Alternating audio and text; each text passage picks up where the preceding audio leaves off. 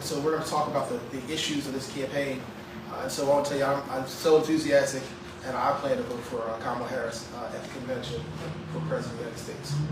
With that, I'll take some questions. You talked about encouraging delegates to vote for Vice President Harris, but on a base level, how does this work? What happens to Pennsylvania's delegates? Pennsylvania's delegates will all still be able to participate in the convention. There will be rules adopted, I believe, next week. Those rules will set forth a process through which delegates can formally express their support for the candidate they're choosing. And I overwhelmingly believe our delegations across the country and the Commonwealth will support Kamala Harris. So will they be able to choose who they support? They won't be bound to Vice President Harris? The delegates will have the option to vote for the candidate they're choosing. The Tennessee Democratic Party just got together and did like a group endorsement of Vice President Harris. Are you thinking about doing anything like that? I fully anticipate that Pennsylvania Democrats will convene and will formally endorse Vice President Harris, and I'm encouraging people to start to begin that process. When do you hope to convene? As soon as we logistically can, but I would imagine that would be in the next day or two. In a day or two, you said? We can convene virtually very quickly. I don't know. Again, we have to walk through the logistics of there may be some notice requirements for the meeting, and we have to look what the process is for waiving them if we can. But as soon as we logistically can get it done, which I don't anticipate to be very long, but have not had a chance to sort of vet out what that date and time would be. Okay. And would she need a majority of the delegates to take all of them, or does everybody get to vote individually? I believe delegates can vote individually. Okay. Who would you like to see as the vice presidential nominee? I think I'd like to see the person that Kamala Harris chooses to be her vice presidential nominee. Bob Brady has already come out and said, Speaker of the House and Clinton has said that they would like to see Josh Shapiro as vice president. I think he would do an excellent job. He served the people of Pennsylvania well, but I think it is solely the discretion of Vice President Harris to make that selection. But I'll tell you, Josh has been great for Pennsylvania. Wouldn't it be great for him to work with us across the state?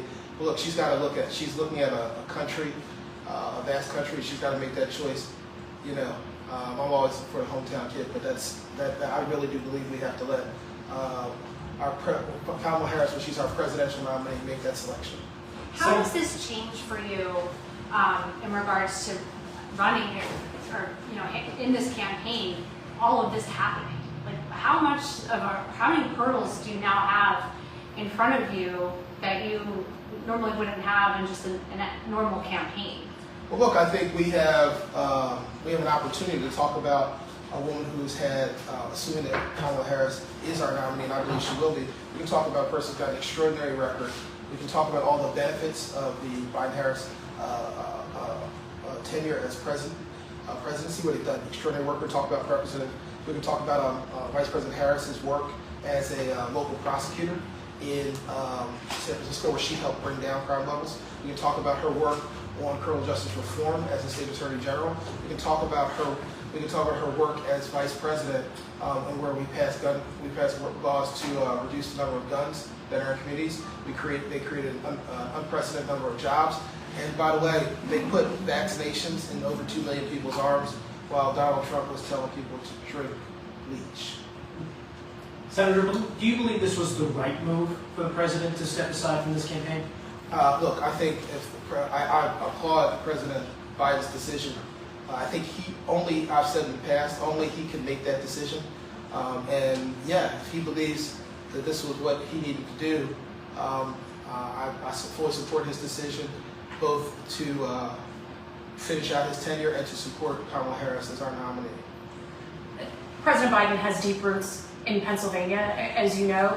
Do you feel that Democrats have as good of a chance of winning Pennsylvania with Vice President Harris at the top of the ticket as they did with President Biden? Absolutely. I think it's a better chance? I think Vice President Harris's energy, her enthusiasm, the time she spent here connecting with Pennsylvanians, she's no stranger to us. She spent a lot of time here, and I think people will be ready to enthusiastically support her.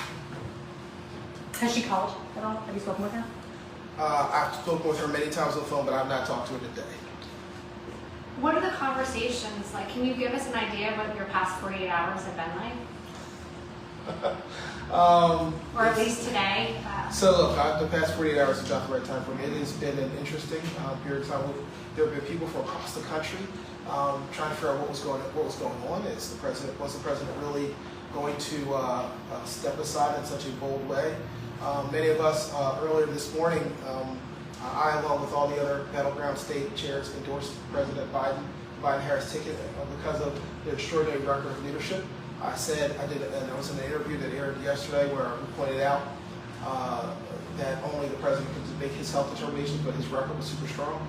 But I fielded calls from people across the country, and I will tell you today, since the president announced his decision and announced to support Kamala Harris, I have personally heard more, I would say more than 2/3 of, maybe more than that, but an overwhelming majority of state chairs say that they intend to support Kamala Harris and that they believe that Kamala Harris will be our nominee and will be the next president of the United States.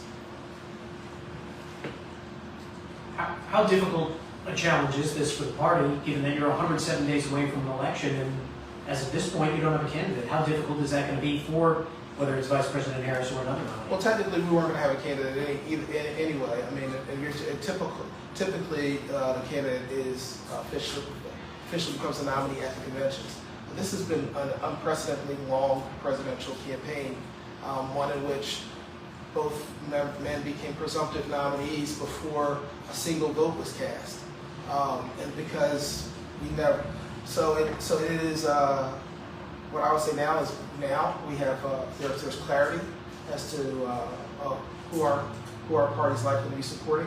The questions, we can focus on a record of success that Kamala Harris represents versus a record of failure and deep divisions that Donald Trump has talked about. I mean, he's attacked the judicial system.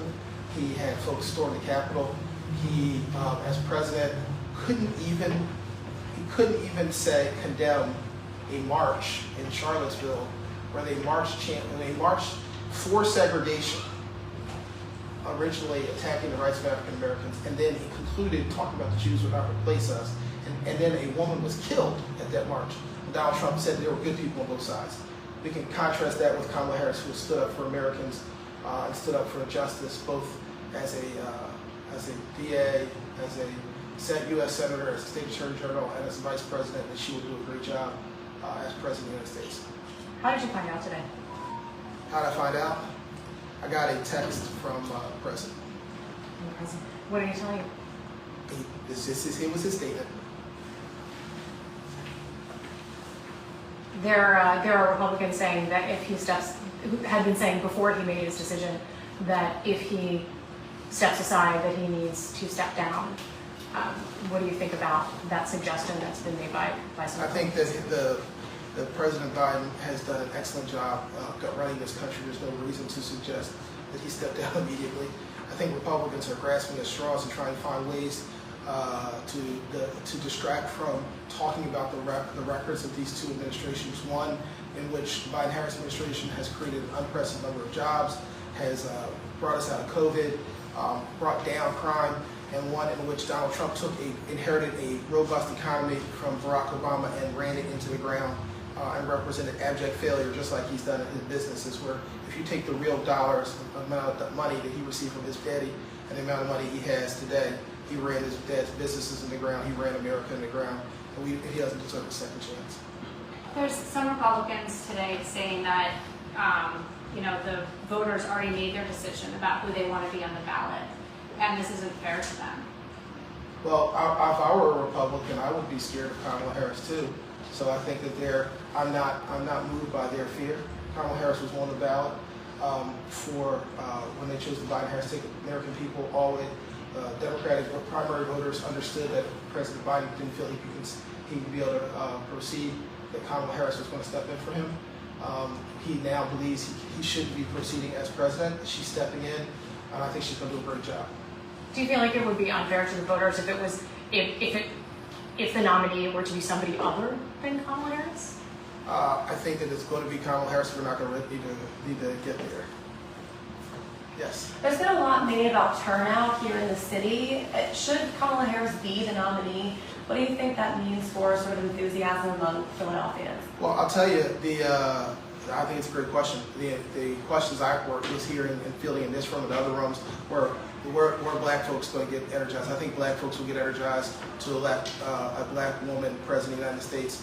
I think there were questions, well, would young people be willing to vote for an 80-year-old candidate, no matter how strong his record is? Kamala Harris is a robust woman in her 50s, just a few years older than me, and it was a question of were people concerned about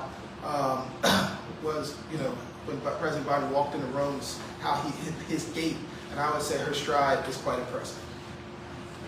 So essentially, she is helping in the areas where President Biden may have struggled. I think those really whether how he walked into a room really should have never been the focus. But now we won't have to worry about those questions. His age shouldn't have been the focus. But now when you look at the record is incredibly strong, and people have to focus in on that.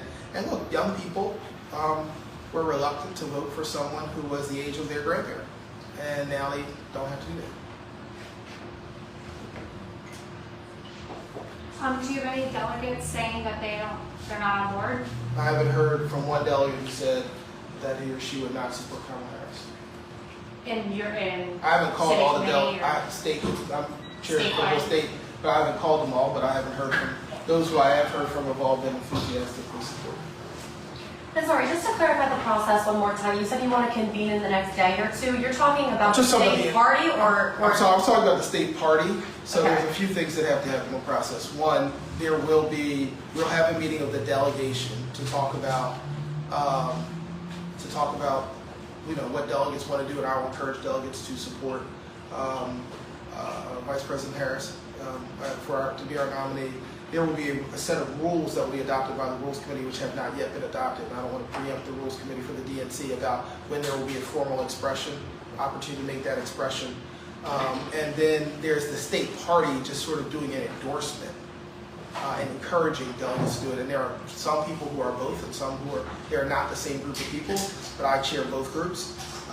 And we will encourage, the state party will in some way, will try and get a convening of it so they can make a recommendation to the delegates. So you're saying you hope that the state party makes an endorsement of Harris within the next day or two, but that the actual delegates may convene for a meeting, but aren't casting a vote in the next The day or delegates two? will cast votes consistent with the rules adopted by the DNC. Down the line. Right, and Okay. what I said is I hope, but I haven't checked with my parliamentary or my rules folks. It may take a little bit longer than that to convene a meeting, but we'd love to have the state party endorse as well.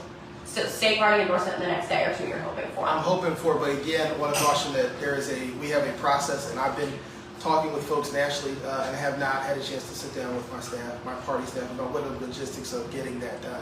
We do have some notice requirements on that. Okay. Who votes in that? Is that the county chairs? That will be the elected state committee members, which would Right. include county chairs, but not be limited to that. But not It will include county chairs. They are state committee members, but it's also other rank and file state committee members. Okay, thank you. So when it comes to those delegates, But the delegates are the ones who make the actual selection. when it comes to the delegates, do you just need, if it were Vice President Harris, does she just need a majority of Pennsylvania delegates to carry the entire Pennsylvania delegation? How does that? There's proportional, Pennsylvania, in the primaries, you can have proportional representation, but I fully encourage and believe that she will receive all of our delegates.